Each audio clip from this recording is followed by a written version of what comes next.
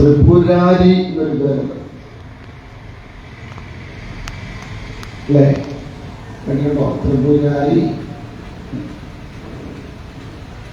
എങ്ങനെയാ വന്നതെന്നാണ് ചോദിക്കണം.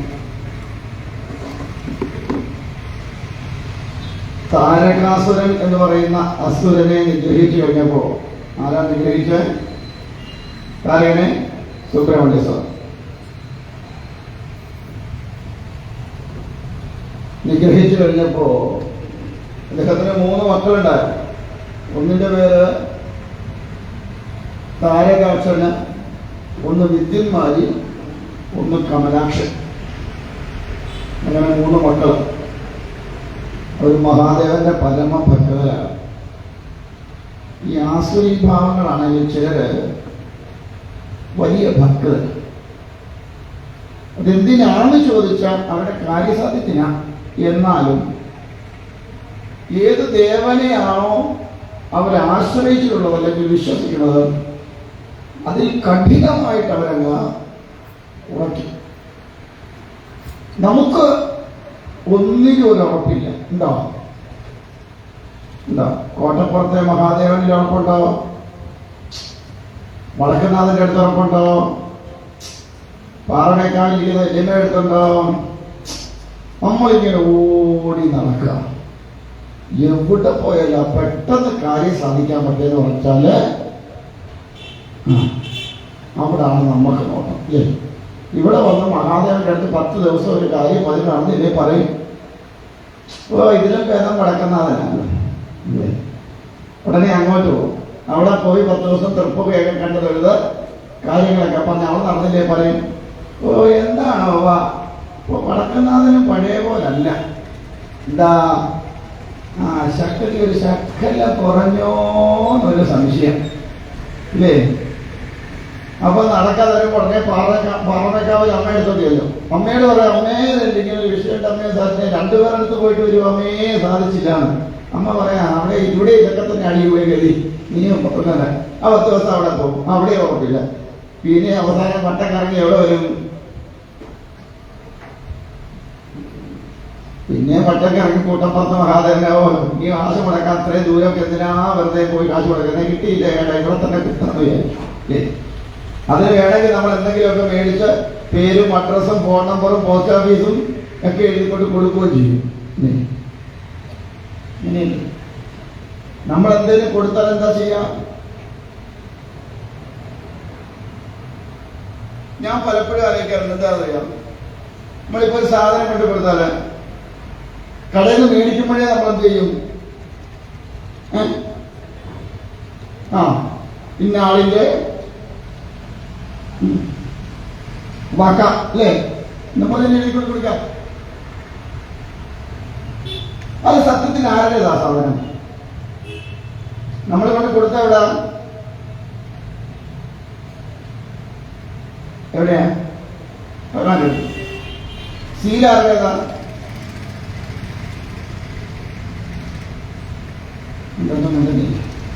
സീൽ ആരുടേതാ?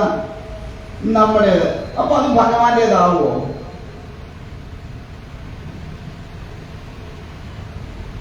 ആവോ? ഞാൻ ചോദിച്ച മനസ്സിലായില്ലേ? ഞാൻ ഈ 1 കുപ്പി വെള്ളം കൊണ്ടുവന്ന് ഭഗവാന് കൊടുക്കുക. ഞാൻ കാശ് കൊടുത്ത് മേടിച്ചതാ. എന്നിട്ട് ഞാൻ ഈ സ്റ്റിക്കറൊക്കെ ഇളക്കി കളഞ്ഞ് ഞാൻ എഴുതി തൃക്കൊടുത്താണ് വിശ്വനാഥന്റെ വക എന്നും പറഞ്ഞാൽ എങ്ങോട്ടോട്ട് കൊടുത്തു? കണ്ടുകൊണ്ടിട്ടുള്ളൂ. ഭഗവാൻ നോക്കിയപ്പോ ഇതാരുടെ വകയാ? എന്നിട്ട് ഞാൻ പറയാണ്, ഞാൻ ഭഗവാൻ കുപ്പി വെള്ളം കൊണ്ട് കൊടുത്തു എന്ന് പറഞ്ഞാൽ ഭഗവാന്റേതാവുമോ ഇല്ലല്ലോ? ഇല്ല. ഞാൻ ചോദിക്കുന്നത്, ശരി സമ്മതിച്ചു, സമർപ്പിച്ചു കഴിഞ്ഞാൽ ഭഗവാന്റേതായി. പേര് ആരുടെ കിടക്കുന്നത്? തൃക്കൊടുത്താന വിശ്വനാഥന്റെ വകാന്ന് പറഞ്ഞാണ്. അങ്ങനെ കൊടുത്തപ്പോ ഭഗവാന്റെ ആയത് ഇപ്പൊ അമ്മ പറഞ്ഞല്ലോ. ഞാൻ സംശയിക്കട്ടെ, അമ്മയുടെ വീടും പറമ്പും എനിക്ക് തന്നു. വേണ്ട, എനിക്ക് വേണ്ട, ഞാൻ ചുമ്മാ പറഞ്ഞോ. ഞാൻ അങ്ങോട്ട് വരികയില്ല, പേടിക്കണ്ട. എനിക്ക് തന്നു. പക്ഷെ അമ്മ എന്ത് ചെയ്തില്ല? ആധാരം ആരുടെ പേരിലാക്കിയില്ല? എന്റെ പേരില് ആക്കിയില്ല. ആരുടെ പേരിലാണ് കിടക്കണേ? അമ്മയുടെ പേരിലാണ്. എന്നോട് പറഞ്ഞു, സ്വാമി ഇവിടെ താമസിച്ചോ? അറിയത്തില്ലെന്ന് എനിക്കറിയാം, ഞാൻ ചുമ്മാ പറയുന്ന. സ്വാമി ഇവിടെ താമസിച്ചോ, ആരും ഒരു വഴിക്കിന് വരില്ല, ഒന്നിനും വരില്ല, ഇത് സ്വാമിക്കുള്ളതാണ് എന്ന് പറഞ്ഞു നിൽക്കാം. ഞാൻ അവിടെ വന്ന് താമസം തുടങ്ങി. 1 വർഷമായി, 2 വർഷമായി, 3 വർഷമായി, 5 വർഷം ഞാനവിടെ താമസിച്ചു. 5 വർഷം കഴിഞ്ഞപ്പോഴാണ് അമ്മയുടെ മക്കളെല്ലാം അവിടെ പറഞ്ഞു എന്നോട് അവിടെ പറഞ്ഞ,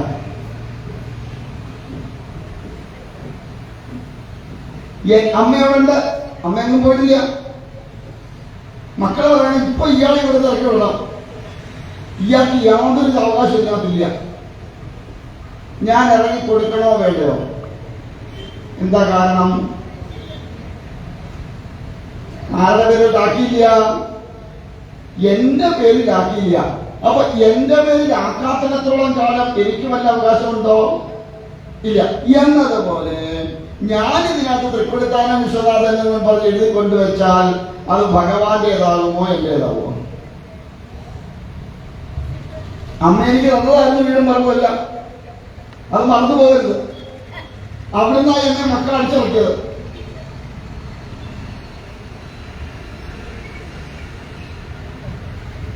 ഞാനൊന്ന് ചോദിക്കും, എന്തിനാ ഈ പേരെഴുതേണ്ട കാര്യം എന്താ ഉള്ളത് ഇതിനകത്ത്?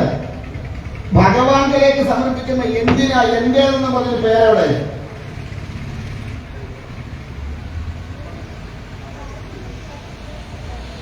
ആവശ്യമുണ്ടോ?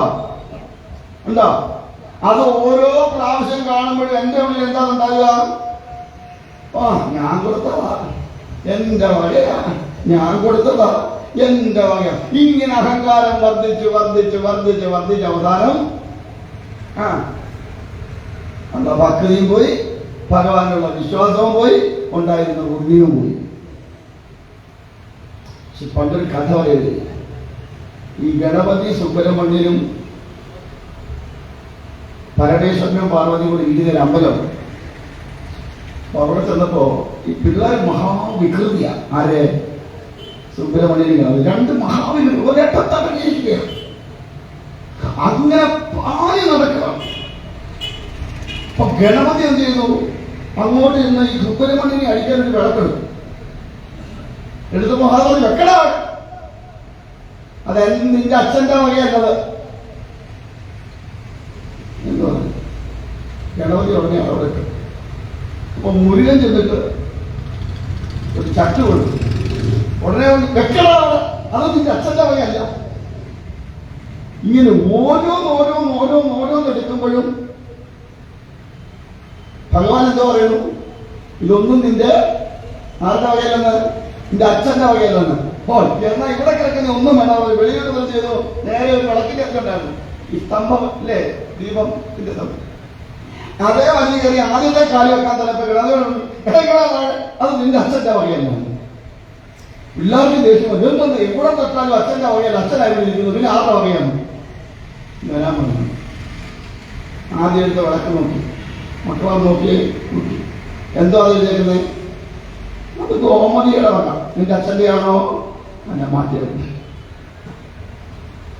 ചട്ടുകൾ എടുത്തു, അതിലാണ് അത് വാസുദേവന്റെ വക. അപ്പൊ നിന്റെ അച്ഛൻ്റെ ആണോ? നിന്റെ അച്ഛന്റെ പേരെന്തുവാ? നിന്റെ അച്ഛന്റെ പേരെന്തുവാ? ശിവപിള്ളേന്നാ. ശിവപിള്ളയുടെ ആണോ? അല്ല. അവിടെ മാറ്റി. ഇവിടെ വിളക്കേ ചെന്നപ്പോഴോ ഓരോ റൗണ്ടിലും ഓരോരുത്തരുടെ പേരാ. അവസാനം ഭഗവാന്റെ വല്ലതും ഉണ്ടോ? അതുകൊണ്ട് ഭഗവാനിലേക്ക് സമർപ്പിക്കുമ്പോൾ അവിടെ വേറെ ആരുടെയും പേര് വിട്ടാവില്ല, ഭഗവാന്റെ പേര്. കാരണം ഇതൊന്നും നമ്മുടേതല്ല. ആണോ? ഇതൊക്കെ ഭഗവാൻ തരുന്നതാണ്. അത് ഭഗവാനിലേക്ക് നോക്കിയത് എന്തിനാ എന്റേതെന്നൊരു വാദം എന്താ? ഈ ഞങ്ങളൊക്കെ ഹോമം നടത്തി കഴിയുമ്പോ, ഹോമപര്യവസാനം വരുമ്പോ നെയ്യെടുത്തിട്ട് ഞങ്ങൾ പറയും അഗ്നിയൃതം മമ സ്വാഹ പഠിച്ചുള്ളൂ. അഗ്നിദേവ, ഇതൊന്നും ആരുടെ എല്ലാന്ന് എൻ്റെ അല്ലാന്ന്. അപ്പൊ സ്വാമി കമ്മിറ്റിക്കാർ എന്നോണ്ടല്ലേ സ്വാമി എന്ന് പറയുന്നത്? അതുകൊണ്ടാണോ? അല്ല, ഇതൊന്നും നമ്മുടേതല്ല. ഇതിലൊന്നും നമുക്ക് അവകാശപ്പെടാൻ ഒന്നുമില്ല. ഈ ശരീരം പോലും നമ്മുടേതല്ലാണോ? ആണോ? പിന്നെ എന്തിന്റെ പേരിൽ അവകാശവാദം ഉന്നയിക്കണേ? ചിന്തിച്ചു നോക്കൂ. നമ്മള് എന്തിന്റെ പേരിൽ നമുക്ക് അവകാശവാദം ഉന്നയിക്കാനുണ്ട്?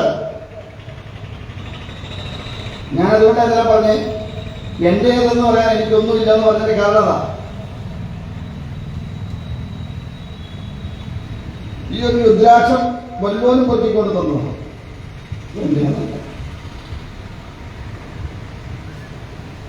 ഈ സാധനം, കയ്യിൽ കിടക്കുന്ന സാധനം രണ്ടുപേര് തന്നത് ഒന്നിച്ചാക്കി എന്നുള്ള ജോലിയെ ഞാൻ ചെയ്തുള്ളൂ. അതിന്റെ പണിക്കൂലി കൊടുത്തതുകൊണ്ട് അത് എന്റേതല്ല. കഴുത്തേ കിടക്കുന്നത് ഞാൻ 10 പൈസ മുടക്കി മേടിച്ച സാധനമല്ല, അതും എന്റേതല്ല. ഈ ശരീരം പോലും എന്റേതല്ല. 23 കൊല്ലമായിട്ട് നാട്ടുകാരുടെ ശാപ്പാണ്.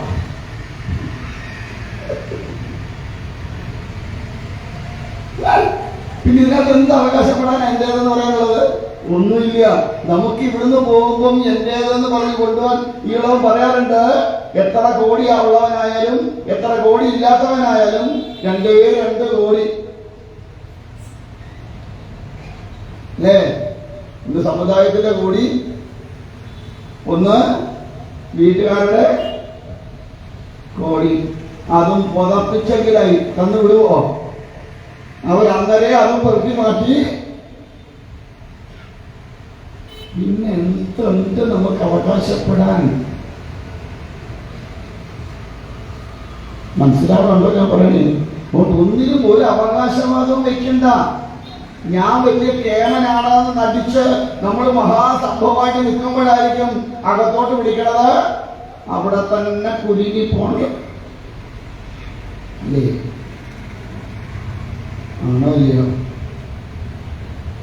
പിന്നെ എന്തിന്റെ മുകളിൽ അവകാശവാദം വെക്കും നമ്മള്?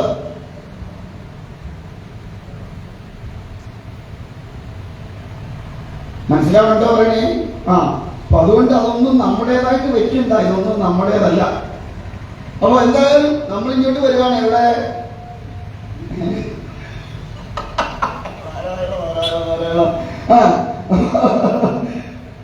താരകാസുരന്റെ മക്കള് 3 പേര്. അവര് ഭഗവാന്റെ പരമഭക്തരാണ്. ആരുടെ? മഹാദേവന്റെ. അവർ ഗംഭീരമായി അസുരന്മാരൊക്കെ തപസ് ചെയ്യും. ഇങ്ങനെയാ ഗംഭീര തപസ. അവർ കാര്യസാധ്യം നേടാൻ എന്ത് കഠിനമായ രീതി വേണേലും അവർ അവലംബിക്കും തപസ്സില്. വെള്ളം കുടിക്കാതിരിക്കോ, ഭക്ഷണം കഴിക്കാതിരിക്കോ, അഗ്നിയുടെ മധ്യത്തിൽ നിൽക്കുവോ, വെള്ളത്തിൽ ഇറങ്ങി നിൽക്കോ, എന്ത് ചെയ്യും? അങ്ങനെ തനക്ക് കഠിനമായ രീതിയിൽ തപസ് ചെയ്യുന്നവരായിരുന്നു. അങ്ങനെ ഇവര് ബ്രഹ്മദേവനെ തപം ചെയ്തു. ഈ അസുരന്മാര് 99% ആരെ തപസ് ചെയ്യുക? ബ്രഹ്മദേവനെയാണ്. കാരണം എന്താ? അങ്ങേറേ ഉള്ളൂ എല്ലാം കൊടുക്കാൻ. അതുകൊണ്ടാണോ? ആണോ? അല്ല, ഒരു രജോഗുണികളായതുകൊണ്ട് രജോഗുണത്തിന്റെ പ്രധാനി ആരാ? ബ്രഹ്മദേവൻ. അതുകൊണ്ട് ബ്രഹ്മദേവനെ തപം ചെയ്യാം. ഇങ്ങനെ ബ്രഹ്മദേവനെ തപം ചെയ്തു. കാലങ്ങളോളം തപം ചെയ്തു.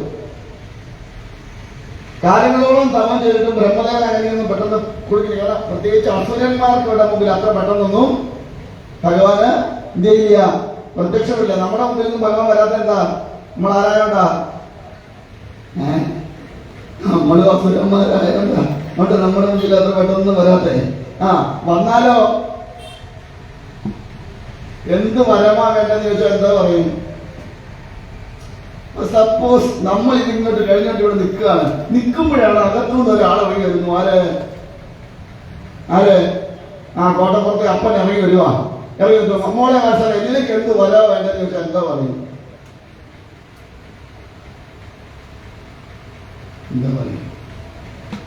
ഭഗവാനെ നമ്മുടെ നില്ല്, ഞാൻ പേപ്പറും പെന്നായി എടുത്തിട്ട് പറയും.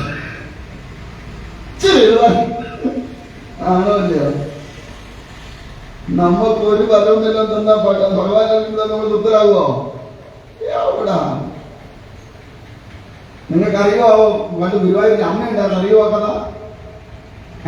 മരം ചോദിച്ചാൽ അറിയാവോ മഹാദേവനോട്? കേട്ടിട്ടില്ലേ? ഗുരുവായൂരുണ്ട് നമ്മുടെ കളിച്ചൂടെ? ഗുരുവായൂരിൽ അമ്മയുണ്ടായിരുന്നു. നമ്മൾ തമ്മിൽ പരസ്പരം കാണുന്ന പോലെ ആരെ കാണണം, അങ്ങനെ അത്രയും വെക്കാറ്. അവരെ ഒന്നും സീലടിച്ചൊന്നും കൊണ്ട് കൊടുക്കാറില്ല. ചെല്ലുമ്പോൾ വീട്ടിൽ ഗോളമുണ്ട്, ഗോളം വെച്ചിട്ട് മാല കെട്ടിക്കൊണ്ട് കൊടുക്കും, ഭഗവാൻ കൊടുക്കും, ഗണപതിക്ക് ഒരു കനകമാല കൊണ്ട് കൊടുക്കും, ഭഗവതിക്ക് ഒരു പൂമാലയും കൊണ്ട് കൊടുക്കും, സുബ്രഹ്മണ്യനൊരു എന്തെങ്കിലും ഒരു പൂവും കൊണ്ട് കൊടുക്കും. ഇങ്ങനെ പോലും അപ്പൊ കുറേ കാലമായിട്ട് ഈ അമ്മ എന്ത് ചെയ്യുന്നു, ഇങ്ങനെ ദിവസവും ചെയ്തുകൊണ്ടിരിക്കുകയാണ്. അപ്പോ ഒരു ദിവസമായപ്പോ പാർവതിയിലേക്ക് ഒരാഗ്രഹം, ഈ അമ്മയെ ഒന്ന് അനുഗ്രഹിക്കണം.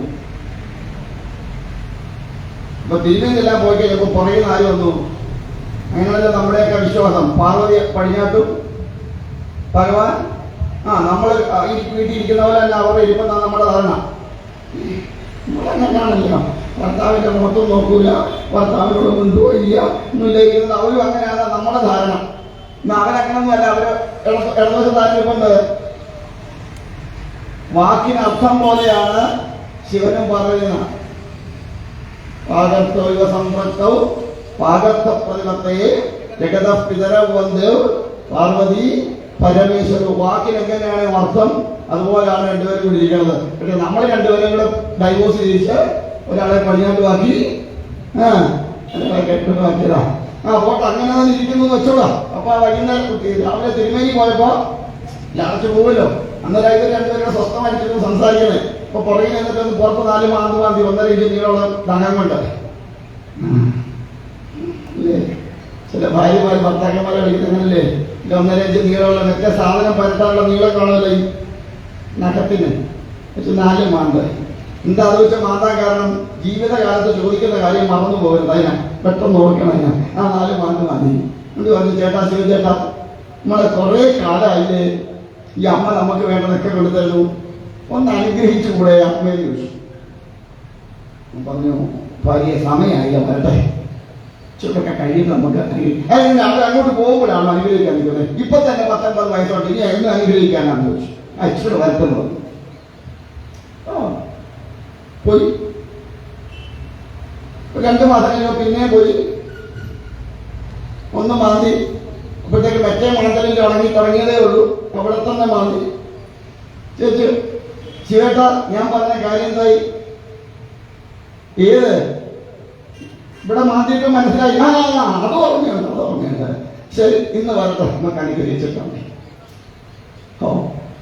ഇല്ല, തൊലി പോകുന്നതോറും വേദന കൂടുമല്ലോ. ഒരുപാട് മാന്തി കിട്ടാതിരിക്കാൻ വേഗം ചെയ്താൽ മതി, അനുഗ്രഹിച്ചാൽ. എൻ്റെ അമ്മ വന്നപ്പോൾ അമ്മയെ വിളിച്ചിട്ട് പറഞ്ഞു, അമ്മയ്ക്ക് ഞാനൊരു വരം തരാൻ പോവാ. ഒറ്റ വരവേ തരും, എന്താന്ന് വെച്ചാ ചോദിച്ചോ. അമ്മ ഇല്ലാത്തതുകൊണ്ടാണോ എന്താണോ, എന്തായാലും അമ്മയ്ക്ക് അറ്റാക്ക് വന്നില്ല. അവിടെ നിന്നുകൊണ്ട് അമ്മ പറഞ്ഞു, ഭഗവാൻ ഇങ്ങനെ പെട്ടെന്ന് ചോദിച്ചാൽ ഞാനിങ്ങനെ പറയുക, എന്ത് വരണമെന്ന്. ഒരു വരവേ ഭഗവാൻ തരത്തുള്ളൂ. എന്ത് ചോദിക്കുന്നു പെട്ടെന്ന് അങ്ങനെ പറയാൻ പറ്റുമോ? അതും ഭഗവാന്റെ കയ്യിൽ നിന്ന് കിട്ടുന്ന വരാനേ ഉണ്ട്. ഒന്ന് ആലോചിക്കാനൊരു സമയം എത്ര ദിവസം വേണം? നാളെ രാവിലെ വരുമ്പോൾ പറയും, ഇന്നൊരു രാത്രിത്തെ സമയം തരും. ശരി, സന്തോഷം. ഞാൻ മാല അങ്ങോട്ട് ഇട്ടുകൊണ്ടാട്ടെ പറഞ്ഞ് മാലയും കൊടുത്തു, എല്ലാം കൊടുത്തു. കഞ്ഞിമൂല ചെന്നപ്പോൾ ഗണതുകാരോ, അയ്യോ എൻ്റെ പിശുക്കന അച്ഛൻ, എന്നിട്ട് അച്ഛൻ വരുന്നതെന്ന് പറഞ്ഞിട്ടുണ്ടെങ്കിൽ അമ്മയെ മേടിച്ചോളം നേരത്തെ കേട്ടോന്നാണ്. പടിഞ്ഞാറ സൈഡ് ചെന്നപ്പം പാർവതി പറഞ്ഞ്, എത്ര മാന്തിന്റെ ഫലമാണെന്നറിയാമോ ഇത്? ഇപ്പൊ തലവെന്ന് പറഞ്ഞത് എന്നാ വെച്ചാൽ കാര്യമായിട്ട് വാങ്ങിക്കോണം കേട്ടോന്ന്.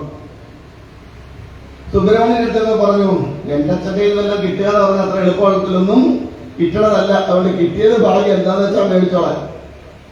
അവസാനം പറയുന്നത് എന്റെ ഉറക്കാൻ പോയി, ഇതുവരെ പ്രഷറില്ലായിരുന്നു, ഇപ്പൊ എന്തുകൂടി പ്രഷർ കൂടി.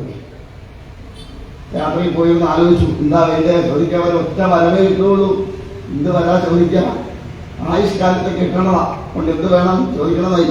അങ്ങനെ കിടന്ന് ഉറങ്ങിപ്പോയി. പിറ്റേ ദിവസം രാവിലെ അമ്മ അമ്പലത്തിൽ വന്നില്ല. എല്ലാ ദിവസവും രാവിലെ നിർമ്മാല്യം കഴിഞ്ഞ് ഒക്കെ വഴിയുമ്പോഴത്തേക്ക് അമ്മ വരണതാണ്. അടയ്ക്കുന്ന വരെ അമ്മ വന്നില്ല. പാർവതിയിൽ എനിക്കൊരു സംശയം ഭർത്താവിന്റെ മേലെ. എന്താ കാരണം? ഇങ്ങനെ വരം കൊടുക്കാന്ന് പറഞ്ഞു ഇങ്ങനെ മുകളിലോട്ട് പൊക്കി വന്നത്. ആര്? പുള്ളിയുടെ പണിയാണല്ലോ അടിച്ചോട്ട് പോവാന്നുള്ളത്. അപ്പൊ ചെന്നിട്ട് മാന്തോട്ടി ചോദിച്ചു, ഇന്നലെ വരം കൊടുക്കാന്ന് പറഞ്ഞ് ഇന്നിന്റെ വെളുപ്പാങ്കാലത്തെ അവരെ വിളിച്ചോടങ്ങ് പോയോ? ഞാൻ അറിഞ്ഞിട്ട് പോലില്ല പറഞ്ഞത്, ഞാനങ്ങനെ സംഭവം ചെയ്തിട്ടില്ലാന്നോ, ഞാൻ ഒരു ലിസ്റ്റും കൊടുത്തിട്ടില്ലാന്നോ. ഓ പിന്നെ എന്ത് പറ്റിയോ എന്താണെന്ന് അറിയില്ല, നോക്കാം എന്ന് പറഞ്ഞു. വൈകുന്നേരം ആയപ്പോണ്ട് ആര് വന്നു? അമ്മ എല്ലാ ദിവസവും വരുന്ന പോലെ വളർന്ന് മാറി കറങ്ങാൻ മാറി കേൾക്കുന്നു. ചോദിച്ചു എന്ത് പറ്റി? രാവിലെ അമ്മയെ കണ്ടില്ലാലോ. അത് ഭഗവാനെ, രാവിലെ സാധാരണ വരുന്ന ഇടയ്ക്ക് രാവിലെ എഴുന്നേക്കാൻ പറ്റിയില്ല. പിന്നെ എന്നാ ഇങ്ങോട്ട് വരാമെന്ന് വിചാരിച്ചപ്പോ ഒരു അതിഥി വന്നു. അതിഥിയെ ആരെപ്പോലാണെന്നാ? ദേവനായിട്ടാണ്. അതിഥി ദേവോഭവ. അതിഥി ദേവനെ പോലെ നല്ല ദേവൻ തന്നെയാണെന്നാ. അപ്പോ അതുകൊണ്ട് അങ്ങനെ കാണുന്നതാണല്ലോ. അപ്പൊ പെട്ടെന്ന് പറഞ്ഞു വിടാൻ പറ്റുമല്ലോ. അതിനാ നമ്മൾ പറയണേ ആര് വന്നേ? വീട്ടിൽ ആരുണ്ടായിരുന്നു എന്ന് പറയാറില്ല ചോദിച്ചാ ഗസ്റ്റ് ഉണ്ടായിരുന്നു. എത്ര നേരത്തേക്ക്? ഒരു രാത്രി കഴിയുന്നവരെ. ഒരു രാത്രി കഴിഞ്ഞ് പറയുമ്പോ പിന്നെ എന്താ പറയും? ഇന്നലെ വീട്ടിൽ ഒരു ഗോസ്റ്റ് ഉണ്ടായിരുന്നു. അങ്ങനെയൊന്നും ഇല്ല. അതുകൊണ്ട് ഞങ്ങൾ പോലെ ഒരു രാത്രി കൊണ്ട് തങ്ങൂലായിരുന്നു പരമാവധി. കാരണം ഗോസ്റ്റ് ആവേണ്ട കാര്യമില്ല. അതുകൊണ്ടാണ്. അപ്പൊ എന്തായാലും അതുകൊണ്ട് എന്തായാലും വരാൻ പറ്റില്ല. അതുകൊണ്ടായിരുന്നു ഉച്ച കഴിഞ്ഞ് അവർ പോയി എന്നാണ് ചോദിച്ചു. എന്ത് തീരുമാനിച്ചു? എന്താ ഭഗവാനെ പറയാ? ഇന്നലെ രാത്രി മുഴുവൻ കിടന്ന് ഞാൻ ആലോചിച്ചു. ഭഗവാനോട് എങ്ങനെ പറയുക? ഭഗവാൻ ചിലപ്പോൾ ചിരിക്കും, എന്നാലും വേണ്ടൂല. എനിക്ക് ദിവസേന തിരുവാതിര കളിക്കണം.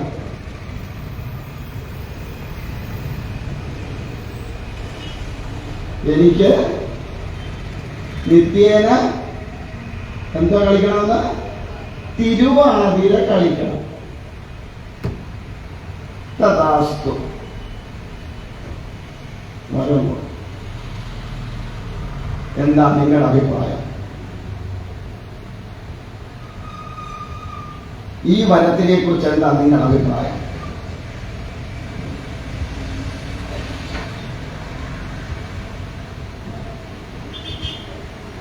എന്താണെന്ന് പറയാത്തെ?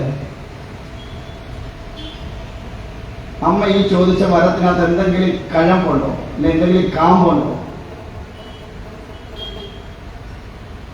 ഇല്ല.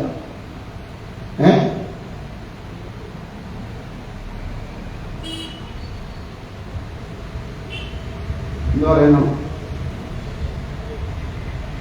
നിങ്ങളാണ് എന്തോ ചോദിച്ചേ? ഒറ്റ വരം ചോദിക്കാൻ പറഞ്ഞാൽ ചോദിക്കണം.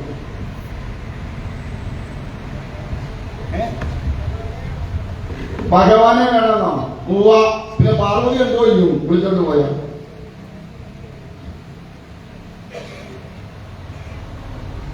എന്നാ ഇനി ഞാൻ പറയാം. അമ്മ ചോദിച്ച മരത്തിന്റെ പൊരുളെന്താണ്? തിരുവാതിര കളിക്കാൻ അർഹരാരാണ്?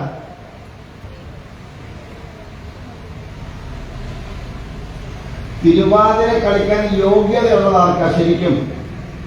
സുമംഗലികൾക്കാണ് അല്ലേ? മംഗല്യമില്ലാത്തവർ എന്ത് ചെയ്യാൻ പാടില്ല? തിരുവാതിര കളിക്കാൻ പാടില്ല. അപ്പൊ അമ്മയുടെ ഭർത്താവിന്റെ അല്ലെങ്കിൽ അമ്മയുടെ മംഗല്യം ഭർത്താവിനോട് സ്നേഹമുള്ള അമ്മയാണ്. അതുകൊണ്ട് അങ്ങനെ ചോദിച്ചത്. ഇപ്പം ഭർത്താവിന്റെ ജീവൻ ഫിക്സഡ് ഡെപ്പോസിറ്റ് ആയി അല്ലേ? നീ തിരുവാതിര കളിക്കണമെങ്കിൽ എന്ത് വേണം?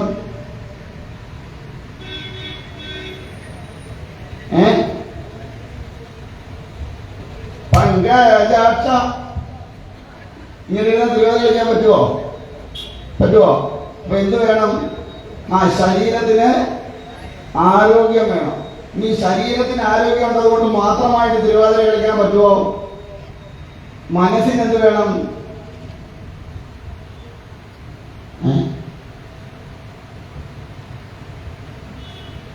ചൊവ്വനേരം തിരുവാതിര കളിക്കണേ മനസ്സിന് എന്ത് വേണം? സന്തോഷം വേണം. അല്ലെ അങ്ങനെ കളിക്കാം?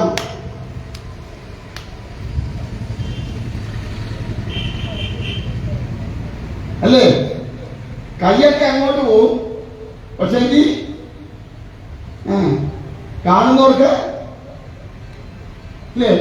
അപ്പൊ അതുകൊണ്ട് മനസ്സിന് എന്ത് വേണം? സന്തോഷം വേണം. ഒരു അമ്മയെ സംബന്ധിച്ച് മനസ്സിന് സന്തോഷം വേണം. എന്ത് വേണം? നീ അമ്മയല്ല വെക്കട, മക്കളില്ലെന്ന് വിചാരിക്കാം, പിന്നെ മനസ്സിന് സന്തോഷം വേണം, എന്തെല്ലാം വേണം. എല്ലാവിധമായ ഭൗതിക സാഹചര്യങ്ങളും ഒത്തുകിട്ടണം, വേണ്ടേ? അപ്പൊ അവരെന്തൊക്കെ നേടി ഒറ്റ തിരുവാതിരയില് അവരുടെ ആയുഷ്കാലത്തേക്കുള്ളത് മുഴുവൻ സമ്പാദിച്ചോ? അപ്പൊ അമ്മ വ്യക്തിയാണോ? ഞാനിത് പറഞ്ഞപ്പോ നിങ്ങൾ ഉള്ളിൽ ചിരിച്ചില്ലേ? പമ്പര വിട്ടിത്തള്ളാന്ന്. ഒറ്റ വരവേ ഉള്ളൂ. ആ ഒറ്റ വരത്തിൽ കൂടി സർവസ്വം നേടിയെടുത്തവർ. പിന്നെ ചോദിക്കുമ്പോ ഭഗവാന്മാർക്കെല്ലാം ഒറ്റ വാക്കേ ഉള്ളൂ, ഉത്തതാസ്തു, അങ്ങനെ തന്നെ ആയിക്കോട്ടെ. നമുക്കെന്താ പലതും കിട്ടാത്ത? ഞാൻ പലപ്പോഴും എന്താ നമുക്ക് ഒന്നും കിട്ടാത്ത? നമ്മൾ എന്ന് ചോദിക്കുന്നത് മുഴുവൻ തലതിരിച്ചാണ്. എന്താ ഇപ്പൊ മോളെ കല്യാണം നടന്നില്ല, അല്ലെ മോനെ കല്യാണം പറയും, എന്റെ ഭഗവാനെ, എന്റെ മോളെ കല്യാണം ഇതുപോലെ നടന്നില്ലല്ലോ, എന്റെ ഭഗവാനെ. ഭഗവാൻ പറയുന്ന വാസ്തു അങ്ങനെ തന്നെ ഇരുന്നോട്ടെ. നമ്മളെന്താ പറഞ്ഞേ? മോളെ കല്യാണം നടന്നില്ല. ഭഗവാൻ എന്താ പറഞ്ഞു? അങ്ങനെ തന്നെ ഇരുന്നോട്ടെ. അതിന്റെ കല്യാണം നടക്കുമോ? ഇല്ല. അപ്പൊ നമ്മളൊന്നും ചോദിക്കാതില്ല, ഒരു വകയും ചോദിക്കണ്ട. ചെല്ലുക, അവിടെ നിന്നിട്ട് അറിയാവുന്ന എന്തെങ്കിലും നാമമുണ്ട്, നാട്ടുകാരെ സത്യം ചെയ്യാതെ ജീവിക്കുക. ചെല്ലങ്ങനെ ആരെങ്കിലും അടങ്ങണമെന്നും സ്വസ്ഥമായിട്ട് തുടർന്നാൽ മതി. നരനായി തുടങ്ങും. അടുത്ത് നിൽക്കുന്നത് ജീവിക്കാൻ പറ്റുമോ? അത് പറ്റില്ല, ഒന്നും പറ്റില്ല. അവനെ കൂടെ ശല്യം ചെയ്താകപ്പാടെ അവന് കോൺസെൻട്രേഷൻ കളഞ്ഞ് ബഹളം വെച്ച് ഫോട്ടോ ചൊവ്വേന്നേരം വല്ലതും ആണോ പാടുന്നെങ്കിലും വേണ്ടൂല, ആർക്കും കേൾക്കാൻ വയ്യാത്ത അവസരം. ഒന്നും വേണ്ട, അവിടെ ചെന്ന് മനസ്സുകൊണ്ട് ഭഗവാനെ നരനായി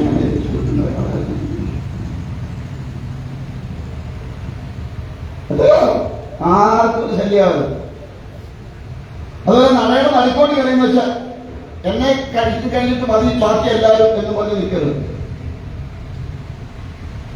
ചിലരങ്ങനെ. അത് ചില തിരുമേനിമാരും ഉണ്ട്, ചടങ്ങ് കാണും. നമ്മളങ്ങോട്ട് വരാൻ ചെന്ന് നിൽക്കുമ്പോഴായിരിക്കും പുള്ളി വന്ന് പുള്ളി ഒരു നിൽപ്പ്.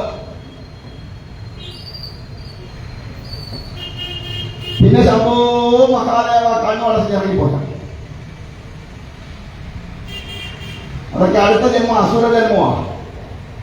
ഈശ്വര ദർശനത്തിന് വിഘാതം ഉണ്ടാക്കി വെച്ചാല് അടുത്ത ജന്മം ആരായിട്ട് ഇരിക്കാം?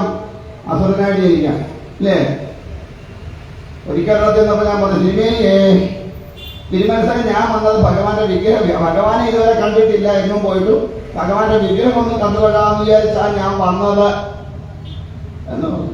എന്ത് പറ്റി? ഞാൻ പറഞ്ഞു ഒന്നും പറ്റിയില്ല, അതുകൊണ്ട് ഞാൻ അങ്ങ് പോവാൻ പോകും. ചിലരങ്ങനെയുണ്ട്. അതുകൊണ്ട് ഭഗവാനോടൊന്നും പറയണ്ട, ഒരു വകയും ചോദിക്കണ്ട. അറിഞ്ഞു തരാൻ കഴിയുന്നവനാണ് ഭഗവാൻ. ചോദിച്ചാൽ ചോദിക്കുന്നത് മാത്രമേ കിട്ടൂ. ചോദിക്കാതെ തന്നാലോ വാരിക്കോരിത്തത്. ആ ഒരു കഥയും കൂടെ പറഞ്ഞിട്ട് നമുക്ക് ഇതിന്റെ കഥയിലേക്ക് പോവാം. ഗുരുവായൂർ തന്നെ ഒരു അമ്മയുണ്ടായിരുന്നു. ഈ അമ്മ ദിവസവും ഗുരുവായൂരപ്പൻ, അന്ന് വലിയ തിരക്കൊന്നുമില്ല, ആരെങ്കിലും ഒക്കെ ചെന്നെങ്കിലായി, അത്രയേ ഉള്ളൂ. അപ്പോ കാരണം നമ്മളിതൊക്കെ നമ്മുടെ ജീവിതത്തിൽ നമ്മൾ ഓരോന്ന് ചെയ്തു വെക്കുന്ന പ്രവർത്തികളാണ്. അതുകൊണ്ട് ഇതൊക്കെ ഇങ്ങനെ പറയുന്നു. ദിവസം ഗുരുവായൂരപ്പൻ പ്രാർത്ഥിക്കും. പക്ഷെ നമ്മളാരും പ്രാർത്ഥിക്കുന്നതല്ല. ചില പറയുന്നത്, ഗുരുവായൂരപ്പ, എനിക്ക് വേണ്ടി ആരും നടക്കാനും പോകാനൊന്നും ഇല്ല, നീയേ ഉള്ളൂ. മോക്ക് 10-28 വയസ്സായി, നീ ആ കല്യാണം നടത്തി തന്നാൽ വലിയ ഉപകാരമായി കേട്ടോ. ദിവസം പ്രാർത്ഥിക്കും.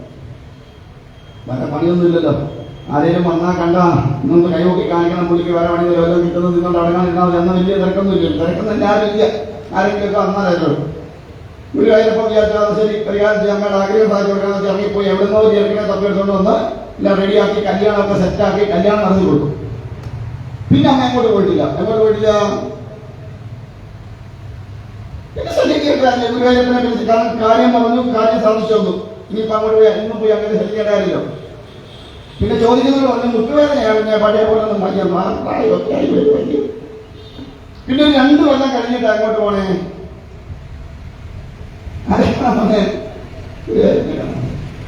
പോയി 2 ദിവസം തൊഴും. ഇനിയുള്ള പ്രാർത്ഥന ശ്രദ്ധിക്കണം. എന്റെ ഗുരുവായൂരപ്പ നീ എൻ്റെ മോളെ കല്യാണം നടത്തിയിരുന്നു, ഇനി എൻ്റെ മോക്ക് ഒരു കുഞ്ഞിക്കാടി കാണാനുള്ള യോഗം തരണേ ഭഗവാനുണ്ട്. ദിവസം രാത്രിയായി ഗുരുവായൂർ വിചാരിച്ചു ചേട്ടാ ഇപ്പൊ എന്തായാലും, കാരണം പുള്ളിയുടെ ഉണ്ടല്ലോ ഡേറ്റ് ഓഫ് ബർത്തും ഡേറ്റ് ഓഫ് ഡെത്തും, പുള്ളിയാർക്ക് ഇപ്പൊ എന്തായാലും അറിയാൻ ഉണ്ടാവില്ല, എന്നാ പിന്നെ ഈ ഒരു ആഗ്രഹം കൂടെ സാധിച്ചു കൊടുത്തേക്കാം എന്ന് വിചാരിച്ചു. മോള് ഗർഭിണിയായി, പ്രസവിച്ചു, ഒരു കുഞ്ഞിക്കാലം. പിടിയിട്ടില്ല നിങ്ങൾക്ക്? ആ കൊച്ചിന് ഒരു കാര്യമേ ഉള്ളൂ. ഗുരുവായൂരപ്പന്റെ കുഴപ്പമാണോ? ആണോ? ആണോ? എന്താ ചോദിച്ചേ? പ്രാർത്ഥിച്ചപ്പോ ചോദിച്ചതെന്താ?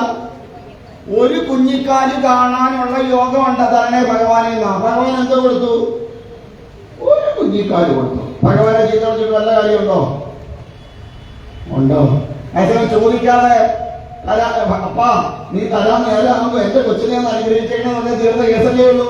കല്യാണം കഴിഞ്ഞാൽ എങ്ങനെയാ കൊച്ചിനെ അനുഗ്രഹിക്കട്ടെന്ന് ആർക്കറിയാം?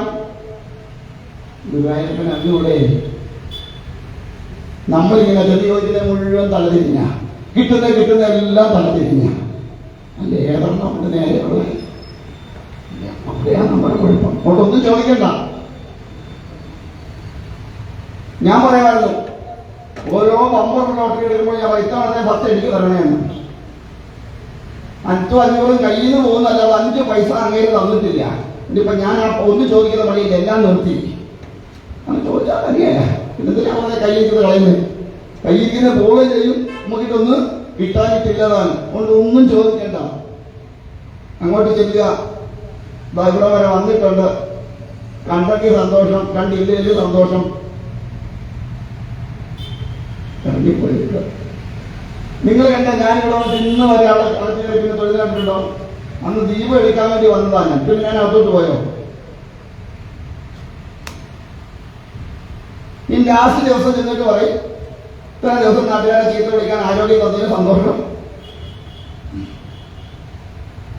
പറ്റുന്നെങ്കിൽ കൂടെ പോരുക. കഴിഞ്ഞു, നമ്മൾ ഉത്തരവാദിത്തം കഴിഞ്ഞു.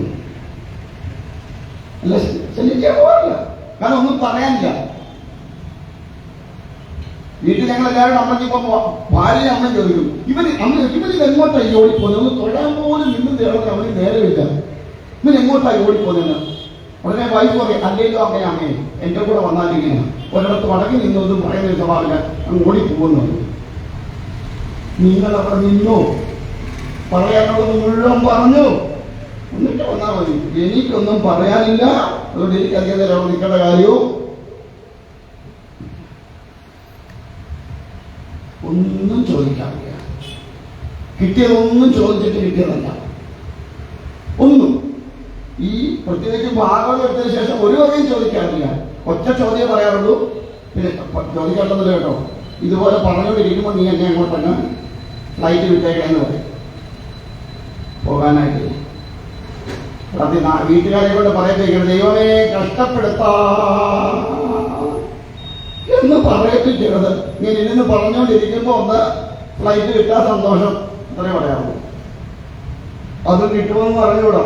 എന്റെയൊക്കെ കയ്യിൽ പിന്നെ എങ്ങനെയൊക്കെ പോകുന്ന ഈശ്വരന് മാത്രമേ അറിയത്തുള്ളൂ. പോട്ടെ. അപ്പൊ അതുകൊണ്ട് പറഞ്ഞു വന്നത് ഒന്നും ചോദിക്കണ്ട, ഒരാഗ്രഹങ്ങളും പറയണ്ട. ഭഗവാൻ അറിയാൻ വയ്യാത്തായിട്ട് ഈ പ്രപഞ്ചത്തിൽ ഒന്നുമില്ല. മനസ്സിലായോ? എന്തായാലും നമുക്ക് വീണ്ടും ഇങ്ങോട്ട് വരാം. അങ്ങനെ തപസ് ചെയ്ത അവസാനം ഒറ്റ പ്രാർത്ഥന എന്താണ്?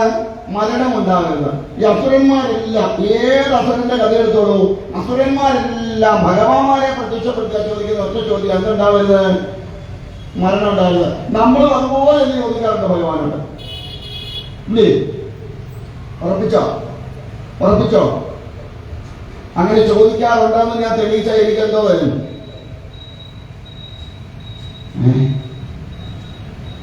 ചെന്ന് പ്രാർത്ഥിക്കാറുണ്ടോ? എന്റെ ഭഗവാനെ ആയുസ്സും ആരോഗ്യവും തരണേ പറയാറുണ്ടോ?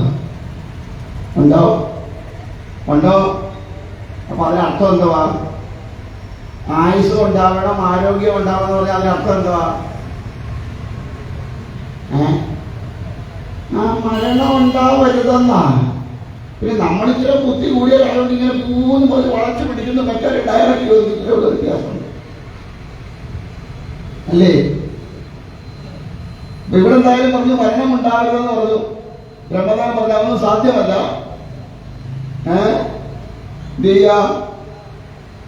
മരണം ഉണ്ടാവാതിരിക്കുക എന്നുള്ളത് നടക്കണല്ല, അതുകൊണ്ട് വേറെ എന്തെങ്കിലും ചോദിക്കാൻ. അപ്പോഴും അസുരന്മാരുടെ നോട്ടം തനിക്ക് മരണം ഉണ്ടാവാതിരിക്കാൻ എന്തെല്ലാം ഉപാധികളുണ്ട് എന്നുള്ളത് നോക്കുക. അങ്ങനെ നോക്കിയിട്ട് അവർ പറഞ്ഞൊരു കാര്യം ചെയ്തോളൂ, ഞങ്ങൾക്കൊരു 3 വീടുണ്ടാക്കി തരണം. ആര്? ബ്രഹ്മദേവൻ. ഈ 3 വീടും കൂടെ ഒരേ രേഖയിൽ വരുമ്പോ മഹാദേവൻ ഞങ്ങളെ കൊന്നോട്ടെ. വേറെ ആരും കൊല്ലരുത്. ആരെ കൊല്ലാവും? മഹാദേവനെ കൊല്ലാവും. ബ്രഹ്മദേവൻ എന്ന് ആലോചിച്ചു. മഹാദേവൻ മനസ്സിൽ തെളിഞ്ഞിട്ട് പറഞ്ഞു ഓക്കെ ഡൺ, തദാസ്തു, അനുഗ്രഹിച്ചു. വരം കിട്ടിക്കഴിഞ്ഞാൽ പിന്നെ അസുരന്റെ സ്വഭാവം എന്താ? അവൻ പിന്നെ സർവാംഗം ഭയങ്കര ബഹളമൊക്കെ തുടങ്ങി, സർവ്വലോകങ്ങളും പിടിച്ചെടുക്കാൻ തുടങ്ങി. ദേവന്മാർക്കൊരിടത്ത് ഇരിക്കവയ്യാതായി, ആകപ്പാടെ ഒരു സ്വസ്ഥതയില്ലാതായി. എന്തിനുമുണ്ടല്ലോ ഒരവസാനം അല്ലേ? ഇവിടെ പറഞ്ഞു തോന്നുന്നു, നമ്മുടെ മനസ്സിൽ എപ്പോഴാണോ ഞാൻ ഏതാണ്ടൊക്കെയാണ്, എനിക്ക് ഏതാണ്ടൊക്കെ ഉണ്ട്, ഞാൻ വിചാരിച്ചതൊക്കെ നടക്കും, ഞാൻ ഇല്ലായിരുന്നെങ്കിൽ കാണായിരുന്നു എന്ന് ഉള്ളിൽ തോന്നുന്നത്, അപ്പോ ഓർത്തോണം എന്റെ നാശം തുടങ്ങി. അവിടെ തുടങ്ങി നാശം. കാരണം അതാണ് ആദ്യത്തെ ആണി എന്ന് പറയുന്നത്. അതാണ് ഈ മനസ്സിലുണ്ടാകുന്ന ഈ ചിന്താധാരയാണ്. അത് നാശത്തിന്റെ തുടക്കം. പക്ഷെ നമ്മളാരും തിരിച്ചറിയില്ല. കാരണം നമ്മുടെ ശരീരത്തിന്റെ ബലത്തിലും ധനത്തിന്റെ ബലത്തിലും പൊസിഷന്റെ ബലത്തിലും അധികാരത്തിന്റെ ബലത്തിലുമൊക്കെ നമുക്ക് തോന്നും നമ്മൾ ഏതാണ്ടൊക്കെയാണ്. പക്ഷെ നമ്മളൊന്നും അല്ലാന്ന് തിരിച്ചറിയുന്ന സമയങ്ങൾ ഒരുപാടുണ്ട്. എന്തായാലും ഇവിടെ ബ്രഹ്മദേവനെ തന്നെ വരം കൊടുത്തത് പോരാ. എന്തായി? ഇവരൊക്കെ സർവാംഗം ആക്രമിച്ച് സർവ്വ ഇടങ്ങളും തൻ്റേതാക്കി വെക്കാൻ തുടങ്ങി. 3 പേരും കൂടെ ഒന്നിച്ചാൽ വേണം. ഇങ്ങനെ ദേവന്മാർക്ക് യാതൊരു തരത്തിലും ഇരിക്കവയ്യാതെയായി. എല്ലാവരും കൂടി സാക്ഷാൽ മഹാദേവനെ തപം ചെയ്യും. ബ്രഹ്മദേവൻ ഇവർ പോകുന്ന എങ്ങനെ വെച്ചാൽ നേരെ അങ്ങ് പോവല്ല. ആദ്യം ബ്രഹ്മദേവന്റെ അടുത്തല്ലോ, ബ്രഹ്മദേവൻ വിഷ്ണുവിന്റെ അടുത്തല്ലോ. വിഷ്ണുവിനെ കൂടെ കൂട്ടിക്കൊണ്ടാണ് എങ്ങോട്ട് പോവാ? കാരണം ഈ വിഷ്ണുവിനെ കൂട്ടിക്കൊണ്ട് ശിവലോകത്തേക്ക് അല്ലെങ്കിൽ മഹാദേവന്റെ അടുത്തേക്ക് ചെന്നതിന് കാരണം ഈ ബ്രഹ്മദേവനേക്കാൾ കുറച്ചുകൂടെ ഒരു ഇഷ്ടക്കൂടുതൽ ആരോടുണ്ട്? വിഷ്ണുവിനോടുണ്ട് മഹാദേവൻ, ശിവപെരുമാളിന്. അതുകൊണ്ട് വിഷ്ണു കൂടെ ഉണ്ടെങ്കിൽ തന്നെയല്ല, ഈ ബ്രഹ്മദേവന്റെ സംസാര ശൈലിയും വിഷ്ണുവിന്റെ സംസാര ശൈലിയും വ്യത്യാസമുണ്ട്. വിഷ്ണുവിന് ഒരാളെ കാര്യം പറഞ്ഞ് മനസ്സിലാക്കി കൊടുക്കാൻ എളുപ്പം അറിയാം അല്ലേ? ഓരോരുത്തരോട് സംസാരിക്കുമ്പോൾ അത് എങ്ങനെ സംസാരിക്കും, ഏത് കഠിനമായ വിഷയവും സംസാരിച്ച് ലഘുവാക്കി പറഞ്ഞു കൊടുക്കാൻ പറ്റും. അങ്ങനെ കഴിയുന്ന ആൾക്കാരുണ്ട്. തല പോകുന്ന കേസായാലും ശരി, പറഞ്ഞു വരുമ്പോൾ അവൻ ലെവലാവും എന്ന് പറഞ്ഞതുപോലെയാണ്. എന്തായാലും ഇവിടെ വിഷ്ണുവിനെ കൂടെ കൂട്ടി ചെന്നപ്പോൾ മഹാദേവനോട് പറഞ്ഞു, ഭഗവാനെ ഒരു രക്ഷയില്ല, ഈ ബ്രഹ്മാവ് വരം കൊടുത്താൽ ഒരു രക്ഷയില്ല. താരകന്റെ മക്കൾ താണ്ട സർവ്വലോകങ്ങളെ ആക്രമിച്ച് അവരുടേതാക്കി ദേവന്മാർക്ക് ആർക്കും യാതൊരു നിവർത്തിയില്ല, സ്വസ്ഥതയില്ലാതെയായി.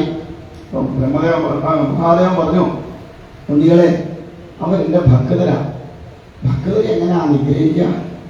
ഭക്തന്മാരെ നിഗ്രഹിക്കുന്നത് ദേവന് ചേർന്ന വഴിയല്ല. അവർക്ക് എപ്പോഴും എന്തും സാധ്യമാവുള്ളൂ? അനുഗ്രഹം കൊടുക്കാൻ മാത്രമേ സാധ്യമാവുള്ളൂ. കാരണം ഭഗവാനെ നിരന്തരമായി ഭജിച്ചുകൊണ്ടിരിക്കുന്നവനെ നിഗ്രഹിക്കുന്നത് ശരിയല്ല. അതുകൊണ്ട് എനിക്ക് നിഗ്രഹിക്കാൻ പറ്റില്ല. വിഷ്ണുവിനോട് പറയൂ, വിഷ്ണു എന്താന്ന് വെച്ചാൽ ചെയ്യട്ടെ എന്ന്. വിഷ്ണു പറഞ്ഞു, ഭഗവാനെ ഞാനെങ്ങനെ അങ്ങയുടെ ഭക്തനെ നിഗ്രഹിക്കാം? അങ്ങയുടെ ഭക്തൻ എന്ന് പറഞ്ഞാൽ ആരുടെയും ഭക്തനായി? എന്റെയും ഭക്തനായി. പക്ഷെ എനിക്ക് അങ്ങയുടെ ഭക്തനെ നിഗ്രഹിക്കാനില്ല. അങ്ങ് തന്നെ അത് ചെയ്തു കൊടുക്കണം. എന്താ കാരണം? ഭക്തനെ നിഗ്രഹിക്കാനും അനുഗ്രഹിക്കാനുമുള്ള അധികാരം ആർക്കുണ്ട്? ഭഗവാനുണ്ട്. കാരണം തെറ്റ് കണ്ടാൽ അതിന് ശിക്ഷ കൊടുക്കാനുള്ള അധികാരം ഉള്ളതുപോലെ തന്നെ അനുഗ്രഹിക്കാനുള്ള അധികാരം. അതുകൊണ്ട് ഭഗവാൻ തന്നെ അവിടെ പറഞ്ഞു, നിരന്തരമായി തന്നെ ഭജിച്ചുകൊണ്ടിരിക്കുന്നവനെ നിഗ്രഹിക്കാൻ പറ്റില്ല. നിത്യേന ഈശ്വര ഭജനം നടത്തുന്നവനെ നിഗ്രഹിക്കാൻ സാധ്യമല്ല. ശ്രദ്ധിച്ചു കേൾക്കണം. നിത്യേന ഈശ്വര സ്മരണം നടത്തുന്നവന്, ഈശ്വര ഭജനം നടത്തുന്നവന് മറ്റൊരാൾക്കും ഇല്ലാതെയാക്കാൻ കഴിയില്ല. അതുകൊണ്ട് എന്ത് ചെയ്തോളുക? നിരന്തരമായിട്ട് ഈശ്വരനെ സ്മരിച്ചുള്ള ഈശ്വര ഭജനം നടത്തിക്കൊള്ളുക. നമ്മൾ ആരെയൊക്കെയാ ഭജിക്കണേ?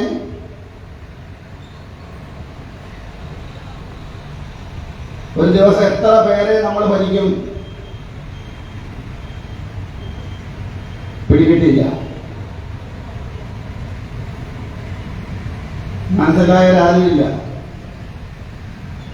ആർക്കെങ്കിലും മനസ്സിലായ ഞാൻ പറഞ്ഞ കാര്യം? ഒരു ദിവസം നമ്മൾ എത്ര പേരെ ഭജിക്കും? മനസ്സിലായവർ കൈ വെക്കൂ, നോക്കട്ടെ. എന്താ ആർക്കെങ്കിലും മനസ്സിലായോ? എന്താ ഞാൻ പറഞ്ഞതിനർത്ഥം?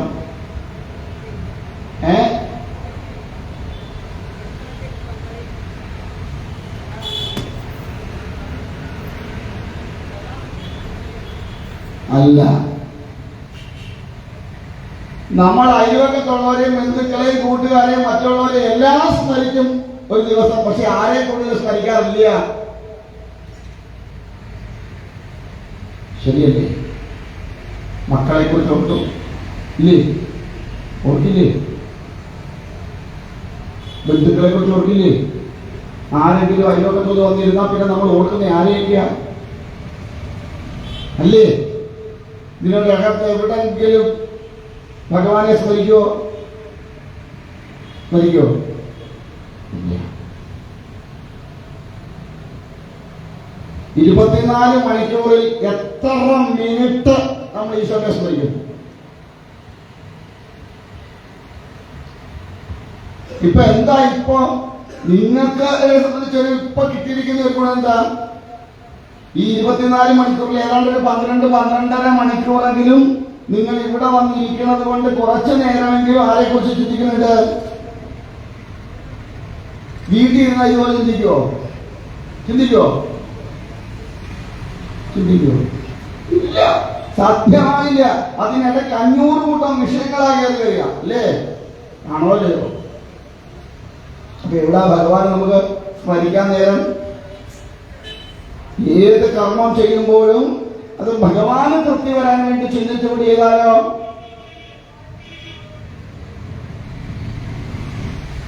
തുണി അലക്കുമ്പോഴും അന്നം പാകം ചെയ്യുമ്പോഴും അടിച്ചു വൃത്തിയാക്കുമ്പോഴും എല്ലാം ആരുടെ പ്രീതിക്ക് വേണ്ടി ചെയ്യാം?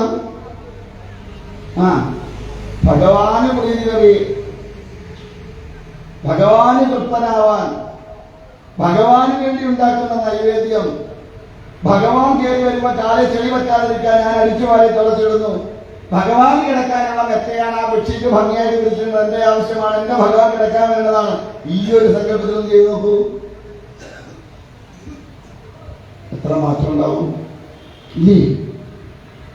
സർവകർമ്മങ്ങളും ശ്രീകൃഷ്ണാർപ്പണമസ്തു എന്ന് പറഞ്ഞ് ചെയ്തു നോക്കൂ, അല്ലെ മഹാദേവാർപ്പണമസ്തു എന്ന് പറഞ്ഞു നോക്കൂ. അതിനും പറഞ്ഞ ഒരു കഥ പറയാറുണ്ട്. നാരദന് ചോദിച്ചു അത്രേ, ലോകത്തിലെ ഏറ്റവും വലിയ ഭക്തനാരാണ്? പുള്ളിക്കേറ്റ ഞാനാണ്. നാരദരാണ്. ഒരു ദിവസം ഭഗവാൻ ഒരു അമ്മയെ കാണിച്ചു കൊടുത്തു. എന്താ?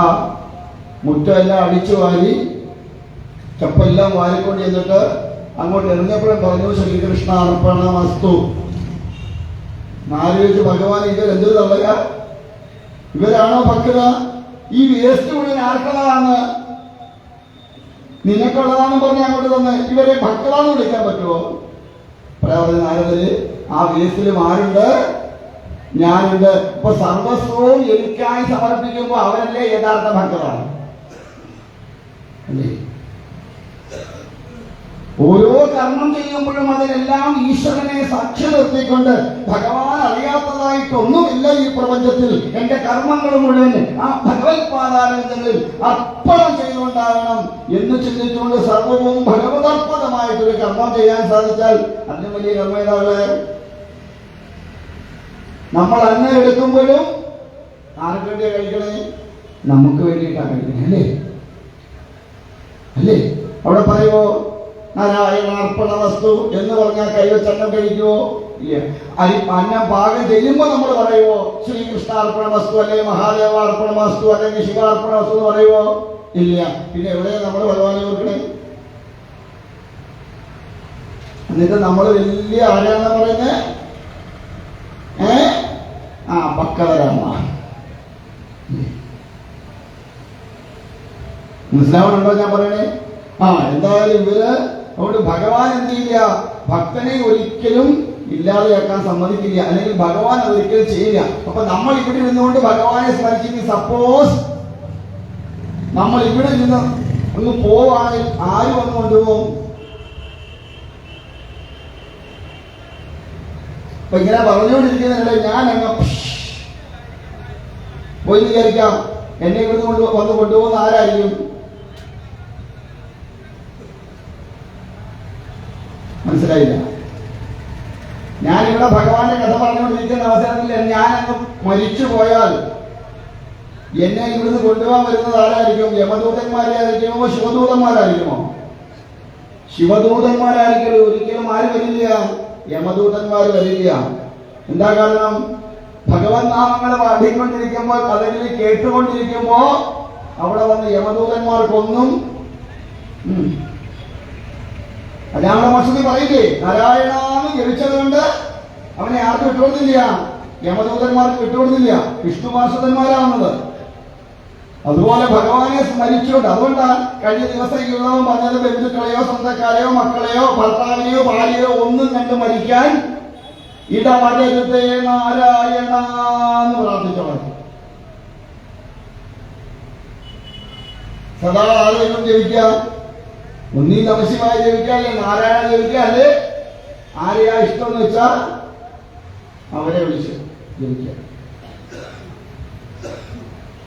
അപ്പുറത്തെ ഗോപാലൻ ചേട്ടൻ ഏസാമി എനിക്ക് ഭയങ്കര ഇഷ്ടം. ഗോപാലാന്ന് വിളിച്ചോ? ആരാ ഗോപാലൻ? ഭഗവാനല്ലേ? അപ്പൊ ആരുടെ നാമോ അത്? എന്നും പറഞ്ഞ് പോകില്ല കേട്ടോ. അപ്പൊ അതുകൊണ്ട് സദാ ഭഗവത് നാമങ്ങളാണ് നമ്മുടെ നാവിലെങ്കിൽ, ചെയ്യണ കർമ്മങ്ങളൊക്കെ ഭഗവാന്റെ അർപ്പിതമായിട്ടാണെങ്കിൽ അവിടെ പേസ്റ്റ് കൊണ്ടിട്ടാലും കുഴപ്പമില്ല. കാരണം സർവത്തിലും ആരുണ്ട്? ഭഗവാനുണ്ട്. അതുകൊണ്ട് മഹാദേവൻ പറഞ്ഞു, എനിക്കങ്ങനെ അവരെ നിഗ്രഹിക്കാൻ പറ്റില്ല. പിന്നെ എന്ത് ചെയ്യണം?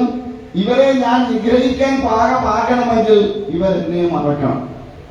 ആരെ മറക്കണം? ഭഗവാനെ മറക്കണം. ഭഗവാനോടുള്ള ഭക്തി ഇല്ലാതെയാവണം. അതിനെന്താ ഉപാധി എന്ന് വെച്ചാ മഹാവിഷ്ണു ആലോചിച്ചോളാൻ പറഞ്ഞു. എന്താ മഹാവിഷ്ണു ഏൽപ്പിക്കാൻ കാര്യം? സർവ കള്ളത്തരവും കാണിക്കാൻ പറ്റിയ ആളാരാണ്? പുള്ളിയ. അതുകൊണ്ട് മഹാവിഷ്ണുവിനെ ഏൽപ്പിച്ചു. മഹാവിഷ്ണു ചെയ്തു, ഒരാളിനെ സൃഷ്ടിച്ചു എന്നാണ്. അദ്ദേഹത്തിന്റെ പേരാണ് മുണ്ടി. തല മുട്ടയടിച്ച് ഒരു മുഷിഞ്ഞ വസ്ത്രം എടുത്ത് ഒരു ചൂലും കയ്യിൽ പിടിച്ച് നടക്കുന്ന ഒരു കക്ഷി. പുള്ളിയെ സൃഷ്ടിച്ചപ്പോ ഇദ്ദേഹം ചോദിച്ചു നാരായണനോട്, ഭഗവാനെ എന്താ ഞാൻ ചെയ്യണ്ടേ? എന്താ എൻ്റെ പേര്? എനിക്ക് എവിടെ സ്ഥാനം എന്നൊക്കെ ചോദിച്ചു. അപ്പൊ പറഞ്ഞു, നീ ഇപ്പൊ നിന്റെ സ്ഥാനം എവിടാണെന്ന് നീ അറിയണ്ട. നീ തൽക്കാലം എന്ത് ചെയ്യാം, ഈ താരകാസുരന്റെ മക്കള് 3 പേര് ഉണ്ട്. അവര് ശിവഭക്തരാണ്. അവര് എന്ത് ചെയ്യണം? ഒന്നും വഴി തെറ്റിച്ചു വിടണം. എങ്ങോട്ട്? അധാർമികമായ പ്രവൃത്തി, ഈശ്വര ചിന്ത ഇല്ലാതെയാക്കണം. എന്നിട്ടൊരു 3 പേരെയും കൂടെ എന്ത് ചെയ്തു? 4 പേരെയും കൂടെ ഭഗവാൻ സൃഷ്ടിച്ചു. അവരോട് പറഞ്ഞാൽ നിന്റെ ഗുരു ആ മുമ്പിരിക്കുന്നത്, അവന്റെ കൂടെ അങ്ങനെ 5 പേരും കൂടെ പോയിട്ടോ ഇവരിങ്ങനെ നടക്കാൻ തുടങ്ങി. ധർമ്മം തെറ്റി, ധർമ്മം തെറ്റി, ധർമ്മം തെറ്റി, ധർമ്മം തെറ്റി, ധർമ്മം തെറ്റി, ധർമ്മം തെറ്റി വഴികാട്ടാറില്ല. ഇത് കേട്ട് കേട്ട് കേട്ട് കേട്ട് കേട്ട് കേട്ട് കേട്ട് എല്ലാവരും എന്ത് ചെയ്യാൻ തുടങ്ങി? ഇവരുടെ പുറകെയോടായി. അവസാനം ആരും പെട്ടു? താരകാസുരന്റെ മക്കളും ഇതിനകത്ത് പെട്ടു. അവസാനം ഇവരെന്ത് ചെയ്തു? ഭഗവാനോടുള്ള ഭജനവും കാര്യങ്ങളും എല്ലാം നിർത്തി. അങ്ങനെ നിർത്തിക്കഴിഞ്ഞപ്പോ എന്തുപറ്റി? ഇവരെ വധിക്കാനുള്ള സമയം ക്ലിയറായിട്ട് കയ്യിൽ കിട്ടി. മഹാദേവൻ ഒറ്റ അസ്ത്രം കൊണ്ട് ഈ 3 പൂരവും ഒരേ ലെവലിലാക്കിയെന്നാണ്. ഇവര് മരണപ്പെടാൻ സമയമാകുമ്പോൾ ഈ 3 പൂരം ഒന്നുപോലെ വരും. ഭഗവാൻ ഒരു അസ്ത്രം ചെയ്തു. ആ അസ്ത്രത്തില് ഈ പുരവും ദഹിച്ചു, ഇതിനകത്തുണ്ടായിരുന്ന താരകന്റെ മക്കളും നശിച്ചു, ഇതിനകത്തുണ്ടായിരുന്ന സർവരും നശിച്ചു. അങ്ങനെ 3 പുരവും കൂടി ഒറ്റ അസ്ത്രം കൊണ്ട് ചെയ്തത് കൊണ്ട് ഭഗവാൻ എന്ത് പേര് കിട്ടി? ത്രിപുരാരി എന്ന് പേര് കിട്ടി. ഇനി ഏതായി 3 വില്ലകള്? ഒന്ന് ഒന്ന് ഇരുമ്പിന്റെയാണ്, ഒന്ന് ഓടിന്റെയാണ്, ഒന്ന് സ്വർണത്തിന്റെയാണ്. ഏതായി 3 പുരം? ഈ 3 പുരം എന്ന് പറയുന്നത് 3 ഗുണങ്ങളാണ്. സത്വ രജ തമോ ഗുണങ്ങൾ 3 ഇത് 3 കൂടെ ഒറ്റ രേഖയെ വരിക എന്ന് പറഞ്ഞാൽ നിർഗുണപരമായിരിക്കുന്ന അവസ്ഥയിലേക്ക് വരിക. ഗുണങ്ങളൊന്നുമില്ലാത്ത അവസ്ഥയിലേക്ക് വരിക. ഗുണം 3 കൂടി ചേർന്ന് കഴിയുമ്പോൾ ഗുണമില്ലാത്ത അവസ്ഥയിലേക്ക് എത്തും. നിർഗുണാവസ്ഥയിലേക്ക് എത്തിക്കഴിഞ്ഞാൽ പിന്നെ അവിടെ എന്തില്ല? ഈശ്വര ഭജനങ്ങളൊന്നും ഇല്ല. ഈശ്വര ഭജനങ്ങൾ ഇല്ലാതെയാവുന്നത് എപ്പോഴാ? പരിപൂർണമായിട്ടും നിർഗുണാവസ്ഥയിലേക്ക് എത്തി താനും ഈശ്വരനും ഒന്നായി എന്ന ബോധത്തിലേക്ക് ലയിച്ചു കഴിയുമ്പോഴാണ്. ആ അവസ്ഥയിൽ എത്തിക്കഴിഞ്ഞാൽ പിന്നെ നമുക്ക് ആര് വേണ്ട? ഈശ്വരന്റെ ചിന്തയില്ല. കാരണം രണ്ടും എന്തായി മാറി? ഒന്നായിട്ട് മാറും. നമുക്കിപ്പോ എന്താ പ്രശ്നം? നമ്മുടെ പ്രശ്നം എന്താ? ഇപ്പൊ നിങ്ങളുടെ പ്രശ്നം എന്താ? ഞാനിവിടെ ഇരിക്കുന്നതാ. എന്തുകൊണ്ടാ പ്രശ്നമായത്? നമ്മൾ രണ്ടും രണ്ടായതുകൊണ്ടാണ്. അല്ലേ? ഞാൻ പറയുന്നത് മനസ്സിലാകുന്നു. നമ്മൾ രണ്ടും രണ്ടാണെന്നുള്ള തോന്നലുള്ളത് കൊണ്ടാണ് ഞാൻ നിങ്ങൾക്കൊരു പ്രശ്നമായിട്ട് മാറുന്നത്, നിങ്ങൾ എനിക്കൊരു പ്രശ്നമായിട്ട് മാറുന്നു. നമ്മൾ ഒന്നായാലോ? കിട്ടിയില്ല, മനസ്സിലായില്ല. മനസ്സിലായി? ഞാൻ പറഞ്ഞു ഇല്ല. ഞാനെന്നും ഈശ്വരനെന്നും 2 ഭാവത്തിൽ നിൽക്കുമ്പോൾ അവിടെ പ്രശ്നങ്ങൾ ഉണ്ടാവും. അതേസമയം ഞാനും ഈശ്വരനും ഒന്നായാലോ അവിടെ എന്തെങ്കിലും വിഷയമുണ്ടോ? ഇല്ല. അപ്പൊ 2 എന്ന ചിന്തയിൽ നിന്ന് മാറി 1 എന്ന അവസ്ഥയിലേക്ക് ലയിച്ചു കഴിയുമ്പോ അവിടെ എന്തൊത്തു? മോക്ഷമായി. എപ്പോഴാ മോക്ഷം വരിക? എപ്പോഴാ മോക്ഷം വരിക? യാതൊരു വിധമായ മോഹവും ഇല്ലാതിരിക്കുന്ന അവസ്ഥ. അത് എപ്പോഴേ പറ്റുള്ളൂ?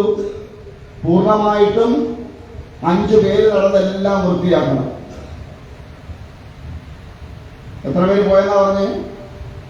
5 പേര്. എന്തൊക്കെ കയ്യിലുണ്ടെന്ന് പറഞ്ഞു? ചൂലുണ്ട്,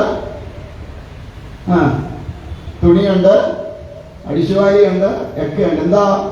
ഇന്ദ്രിയങ്ങൾ നല്ല ഭംഗിയായിട്ട് ശുദ്ധമായ വസ്തുവിലേക്ക് മാത്രം പോകുന്ന വിധത്തില് വൃത്തിയാക്കി വയ്ക്കണം. അപ്പൊ നമ്മളെ എങ്ങോട്ടൊക്കെയാ പോണേ? നമ്മളെ ഇന്ദ്രിയങ്ങൾ എങ്ങോട്ടാ പോണേ?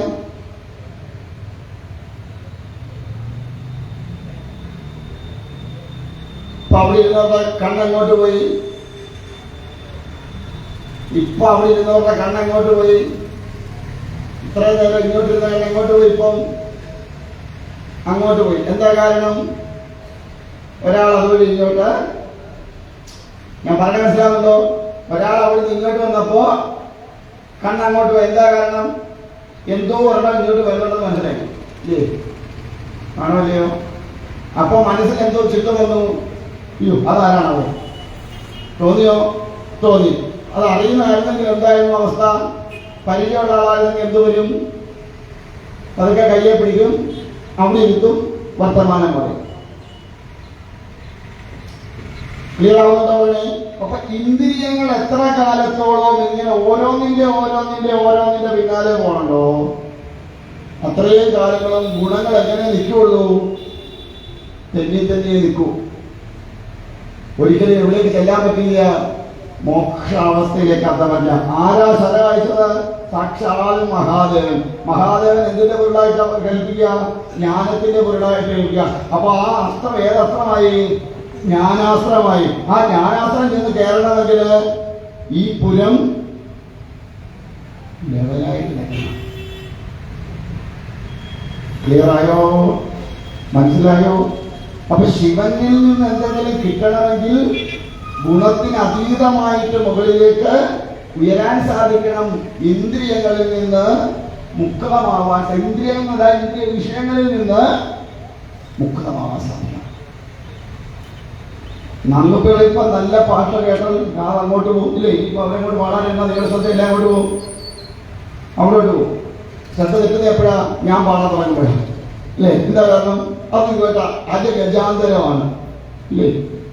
അവർ പാടുന്നതിനാണ് ഞാൻ പാടുന്നത്, ഞാൻ പാടുന്നത് വ്യത്യാസം വരും. ഇല്ലേ?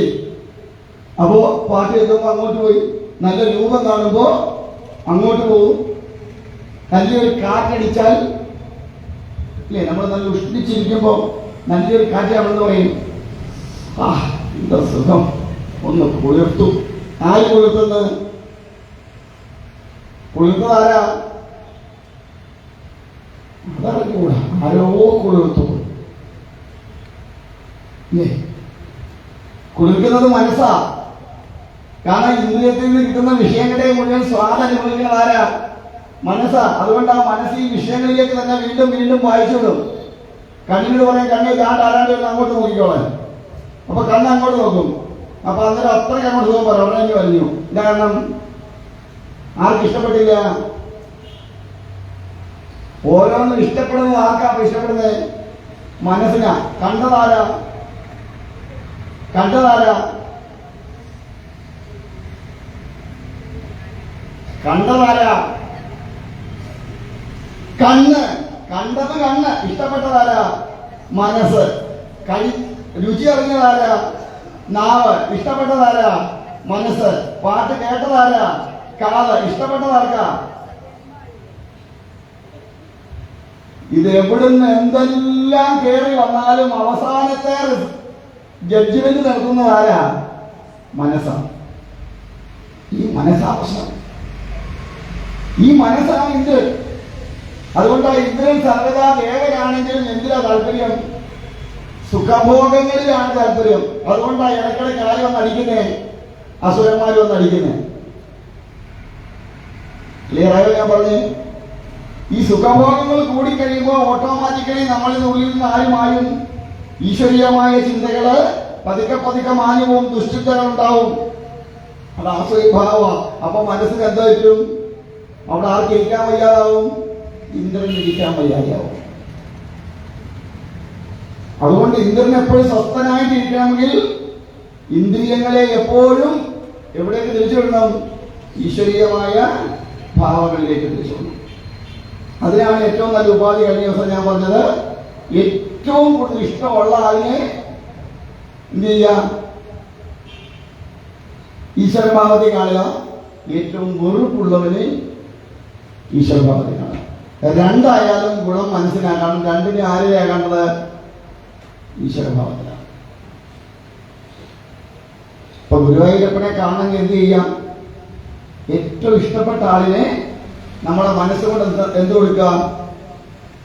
മയിൽപ്പീലിയൊക്കെ വെച്ച് കെട്ടി, മഞ്ഞപ്പട്ടുമൊക്കെ എടുത്ത്, മനമാലയൊക്കെ ചാർത്തി, ഓണക്കുടലും കൈ പിടിച്ച്, ഇല്ലേ, കാലിൽ തലയൊക്കെ ഇട്ട് കാലിൽ പണിച്ച് വെച്ച് നിൽക്കുന്നതായിട്ട് മനസ്സിൽ സങ്കല്പിക്കുക. ഏറ്റവും വലിയ ശത്രുവിനെ ആരായിട്ട് കൊണ്ടുവരിക? ഏറ്റവും വലിയ ശത്രുവിനെ അതേപോലെ വിഷം കെട്ടി ഉള്ളിൽ കൊണ്ട് നിർത്തുക. ഏറ്റവും കൂടുതൽ ഓർക്കുക, ശത്രുവിനെയാണോ മിത്രത്തെയാണോ? ഏറ്റവും കൂടുതൽ ഓർമ്മയിൽ വരുന്നത് ശത്രുവാണോ മിത്രമാണോ?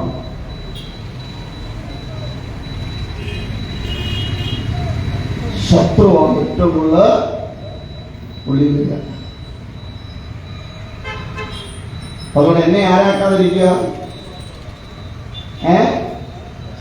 ശത്രുവാക്കാതിരിക്കുക. ശത്രുവാക്കിയ എന്താ കുഴപ്പോ? എപ്പോഴും ആരെക്കുറിച്ച് ഓർക്കും? എന്നെ കുറിച്ച് ഓർക്കും.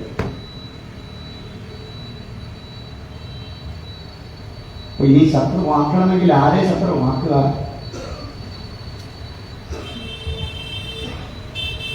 ശത്രുവാക്കണമെങ്കിൽ ആരെ ശത്രുവാക്കുക? ഭഗവാനെ ശത്രുവാക്കുക. എന്താ ഹിരണ്യകശിപു പെട്ടെന്ന് രക്ഷപ്പെടാൻ കാര്യം? ഹിരണ്യകശിപുവിന് നാരായണൻ എങ്ങനെയായിരുന്നു? സന്തോഷമായിരുന്നോ? ഹിരണ്യകശിപുവിന് നാരായണനോട് വലിയ സന്തോഷമല്ല ഉണ്ടായിരുന്നോ? ഇല്ലായിരുന്നു. പക്ഷെ എപ്പോഴും ആരെക്കുറിച്ചായിരുന്നു ചിന്തിച്ചുകൊണ്ടിരുന്നേ? ഭഗവാനെ കുറിച്ചാ. കംസനോ?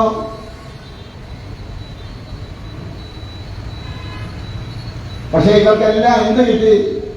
ഭഗവാന്റെ കൈകൊണ്ട് തന്നെ അനുഗ്രഹം കിട്ടി. കൊണ്ട് അവരൊക്കെ രക്ഷപ്പെട്ടു. നമ്മളെ ആര് തട്ടുമെന്ന് ആര് കണ്ടു? നമ്മളെ ടിപ്പറാണോ, ഓട്ടോറിക്ഷയാണോ, കാറാണോ, ഏത് കമ്പനാവില്ലെന്ന് കണ്ടു. അപ്പൊ അതുകൊണ്ട് ആരെ സ്മരിക്കുക? നിരന്തരമായിട്ട് ഭഗവാനെ തന്നെ സ്മരിക്കുക. നിരന്തരമായി സ്മരിച്ച് സ്മരിച്ച് സ്മരിച്ച് സ്മരിച്ച് മനസ്സ് ശുദ്ധമായിട്ട് വരണം. അങ്ങനെ ശുദ്ധമായി കിട്ടിയ എന്നാലും അവൾ ആര് കയറി വരികൾക്ക്? അസുരന്മാര് കയറി വരും. അപ്പൊ അവനെ ദൂരെ നിർത്താൻ നമുക്ക് സാധിക്കണം. കഴിഞ്ഞ ദിവസം പറഞ്ഞ പോലെ നാവ് കുഴയാതെ നാമം ജപിക്കാൻ. നമ്മളെ ഇപ്പൊ കുഴയത്തുമില്ല. എന്താ കാരണം? നമ്മളെ നാവെല്ലാം പഴയവാ. എന്താ പഴയാത്തെ?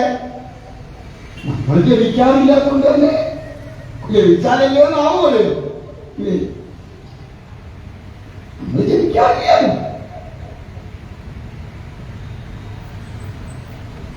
പിന്നീട് കണ്ടോ? അങ്ങനെ നിൽക്കട്ടെ. അങ്ങനെ 3 പേർക്ക് മോക്ഷം കൊടുത്തു എന്ന് വെച്ചാൽ ഈ 3 ഗുണങ്ങളിൽ നിന്ന് മുക്തമായി എവിടേക്ക് എത്തി? ജ്ഞാനമാർഗത്തിലേക്ക് എത്തി, ഈശ്വര ഭാവത്തിലേക്ക് എത്തിയത് അർത്ഥം. അപ്പൊ നമ്മളോട് പറയുന്നത് ഈ 3 ഗുണങ്ങളെ എന്ത് ചെയ്യണം? സംയോജിപ്പിച്ച് ഗുണമില്ലാത്ത അവസ്ഥയിലേക്ക് മനസ്സിനെ കൊണ്ടുവരണം. എങ്കിലേ നമുക്ക് രക്ഷയുള്ളൂ. നമുക്കൊക്കെ ഇപ്പൊ ഗുണമുണ്ട് അല്ലേ? അതിന്റെ കൂടെ എന്തോ ഉണ്ട്? ഗുണത്തിന്റെ കൂടെ തന്നെ എന്തോ ഉണ്ട്? ദോഷമുണ്ട് അല്ലേ? ഗുണമുള്ളത് കൊണ്ടാണ് ദോഷം. ഗുണം ഇല്ലെങ്കിലോ ഒരു ദോഷവും ഇല്ല. ചെല്ല് പറയില്ലേ നിർഗുണനാ സ്വാമി?